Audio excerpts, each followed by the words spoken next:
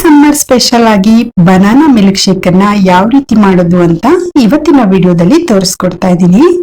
ಈ banana milk shake ತುಂಬಾ ಹೆಲ್ದಿಯಾಗಿ ಮನೆಯಲ್ಲೇ ಅಷ್ಟೇ ರುಚಿಯಾಗಿ ಮಾಡ್ಕೋಬಹುದು. ನಿಮ್ ಮನೆಯಲ್ಲಿ ಹಣ್ಣಾಗಿರೋ ಬಾಳೆಹಣ್ಣನ್ನ ಯಾರು ತಿಂತಾ ಇಲ್ವಾ?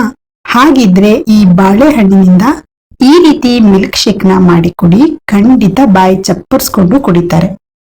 ಈ ಮಿಲ್ಕ್ ಶೇಕ್ ಮಾಡ್ಲಿಕ್ಕೆ ಜಾಸ್ತಿ ಏನ್ ಇಂಗ್ರೀಡಿಯೆಂಟ್ಸ್ ಬೇಕಾಗೋದಿಲ್ಲ, ತುಂಬಾ ಕಡಿಮೆ ಇಂಗ್ರೀಡಿಯೆಂಟ್ಸ್ ಇದ್ರೆ ಸಾಕು.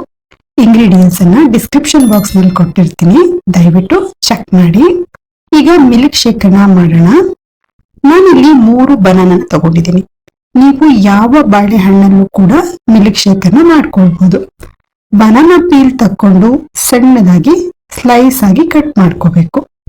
ಎಲ್ಲಾನು ಕೂಡ ಕಟ್ ಮಾಡ್ಕೊಳ್ಳಿ.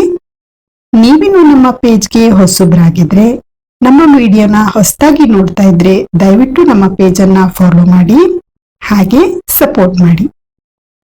ಬನಾನನೆಲ್ಲ ಕಟ್ ಮಾಡ್ಕೊಂಡಾದ್ಮೇಲೆ ಒಂದು ಮಿಕ್ಸಿ ಜಾರಿಗೆ ಬನಾನನ ಹಾಕೊಳ್ಬೇಕು.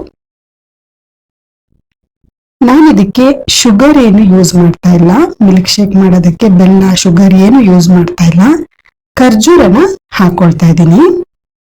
4 ರಿಂದ 5 ಖರ್ಜೂರನ ಬೀಜ ತೆಗೆದ್ಬಿಟ್ಟು ಆಡ್ ಮಾಡ್ಕೊಳ್ಬೇಕು. 1 ಗ್ಲಾಸ್ ಆಗುವಷ್ಟು ಕಾಯಿಸಿ ಆರಿಸಿ ಫ್ರಿಡ್ಜ್ ಅಲ್ಲಿ ಇಟ್ಟಿರೋ ಹಾಲನ್ನ ಆಡ್ ಮಾಡ್ಕೊಳ್ಳಿ. ಹಾಲನ್ನ ಒಂದೇ ಸರಿ ಹಾಕೋಬೇಡಿ, ಅರ್ಧ ಭಾಗದಷ್ಟು ಮಾತ್ರ ಹಾಲನ್ನ ಆಡ್ ಮಾಡಿ ಮಿಕ್ಸಿ ಮಾಡ್ಕೊಳ್ಬೇಕು. ಅದಾದ್ಮೇಲೆ ಮಿಕ್ಕಿದ ಹಾಲನ್ನ ಮಿಕ್ಸ್ ಮಾಡ್ಕೊಂಡ್ರೆ ಆಯ್ತು.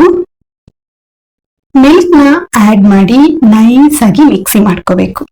ಮಿಕ್ಸಿ ಮಾಡ್ಕೊಂಡಾದ್ಮೇಲೆ ಉಳಿದಿರೋ ಹಾಲನ್ನ ಆಡ್ ಮಾಡ್ಕೊಂಡು ಮಿಕ್ಸ್ ಮಾಡಿ ಚಾಕ್ಲೇಟ್ ಸಿರಪ್ ಅನ್ನ ಹಾಕಿ ಡೆಕೋರೇಟ್ ಮಾಡಿರೋ ಗ್ಲಾಸ್ಗೆ 2 ರಿಂದ 3 ಐಸ್ ಕ್ಯೂಬ್ ಅನ್ನ ಹಾಕಿ ಸರ್ವ್ ಮಾಡಿದ್ರೆ ಸೂಪರ್ ಟೇಸ್ಟಿ ಹಾಗೇನೆ ಹೆಲ್ದಿಯಾದ ಬನಾನಾ ಮಿಲ್ಕ್ ಶೇಕ್ ರೆಡಿ ಆಗುತ್ತೆ.